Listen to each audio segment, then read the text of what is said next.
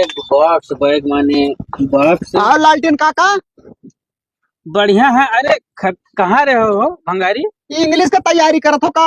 हाँ भैया, यार हमारे इंग्लिश में बहुत कमजोर तो है। अच्छा अच्छा। और हे हम सुने हैं यार, तू इंग्लिश में बहुत टपा टप बोलत हो। हाँ तो हम तो बोले थे इंग्लिश में। यार तुम्हारे कुछ मदद कर दो भैया। बताओ बताओ का करेंगे। यार हमें यही के मतलब नहीं समझ में आवत है।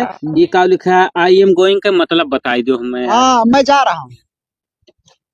बताए दो भैया तब जाओ। हाँ मतलब मैं जा रहा हूँ। अरे यार तो जाग ना है हम लोग की, तो भैया का मतलब बताई दो तब जाओ भैया। मैं जा रहा हूँ।